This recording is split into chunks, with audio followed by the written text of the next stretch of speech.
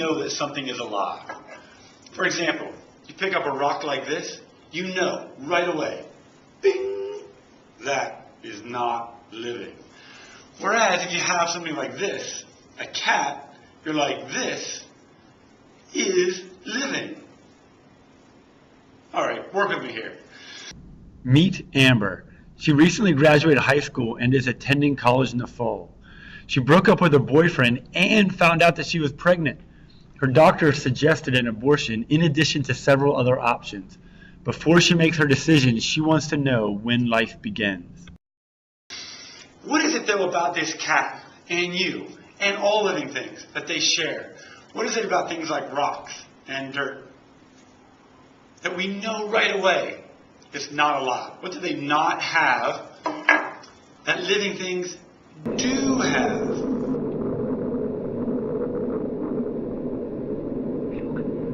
It's moving. It's alive. It's moving. It's alive. Oh, it's alive. It's alive. It's alive. It's alive. What are living things able to do that non-living things are not able to do? Now, depending on where you look, you might have different numbers for this. Some resources might say 5 characteristics of life, 5 things that all living things share. Some might say, oh, no, not 5. There's clearly 7 characteristics of life. Oh, fine. All right, well, 9 characteristics of life, 12 characteristics of life. It all just depends on how they're kind of broken down and how they're kind of woven together and how they're kind of lumped into similar categories. But essentially, there are some things that make living things different than non-living things. So that we look at this right away, we're like, living. We look at this right away, we're like, not living. What are some of those characteristics of life? What are some of those things? One of those things is that living things are made up of cells. And humans, you, are made up of trillions of cells. Some of those cells are very specialized, like your muscle cells to contract, or your nerve cells to send impulses and information all over your body. But the cell is the smallest unit of life. So cells are living, anything below cells, not living. This rock, not made up of cells. It's not alive. This cat and you and bacteria, made up of lots of cells, living. So living things made up of cells. One of the things that makes living things unique is that they're made of organic molecules. That is, molecules with the element carbon. Things like nucleic acids, DNA, RNA, ATP. Things like carbohydrates. Things like proteins. Things like lipids, fats and oils. All those things are organic molecules, and they make up living things. Non-living things, not made up of those molecules. Living things are made up of those molecules. Humans even have unique DNA, except for twins. Living things maintain homeostasis. That means that the internal environment stays the same. So when you get really hot, you start sweating. I think I'm getting really hot. Or if you're really cold, you shiver because that internal body temperature has to stay the same. Homeostasis. So you're going to have processes in your body that's going to try to keep and maintain the internal environment, to keep it from changing dramatically, to maintain it so it stays relatively constant. Living things maintain homeostasis. Living things make and use energy. We call all of those chemical reactions as one big word. So let's say that it's Friday night, pizza night, and your family orders some pizza and has some friends, and everyone's eating this pizza, and it's so good. And even your one buddy eats like 5 pizzas, and it's like, whoa. And you eat just one little tiny bit of chip of oil from the pepperoni. You gain like 5 pounds. Your buddy eats like 5 pizzas, loses weight. You're like so angry because they have such a great metabolism. All those chemical reactions working together in your body, that's your metabolism. Living things metabolize it. They make and use energy. Plants are living. They make energy. Sunlight, water, carbon dioxide. You might remember that whole process of photosynthesis. Plants make energy. We eat that energy and we burn those calories to keep our processes, our metabolic processes, our chemical reactions going.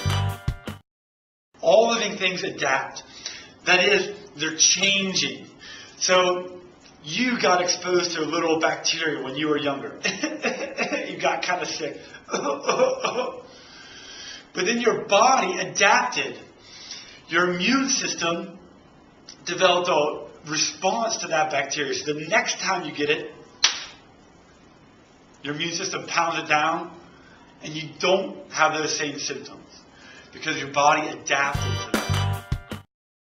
All living things grow and reproduce. That is, they go through some life cycle, and then they reproduce. So in the case of this cat can reproduce lots of kittens.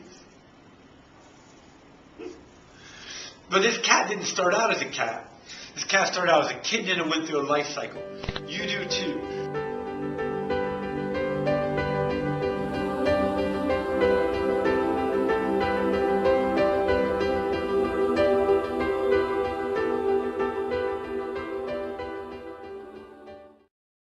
You didn't start out as an adult or teenager. You went through some life cycle where you started out as a little baby. You grew up, went through these stages of development. Living things grow and develop. They go through stages of development. Living things also respond to their environment. Like, whoa! We hear a loud noise that makes us jump. Or we touch something hot. Ow! The thing that changed is our stimulus. The way we reacted to it, that's our response. So we touch something hot or sharp, we move our hand away, that's the response. The stimulus was that hot or sharp object. Stimulus, response. Living things respond to their environment. Research the process of embryonic development for yourself and decide what you would tell Amber about when life begins. Living things are organized. There's a level of organization. Starting with molecules that make up cells. Now, cells are the smallest unit of life. But cells join together to make up tissues like muscle tissue, nerve tissue, connective tissue, epithelial tissue, those tissues. Those tissues, 4 different tissue types, are going to join together to make up all the different kinds of organs. Heart, lungs, your eyeball. Those organs working together make up a system in the body.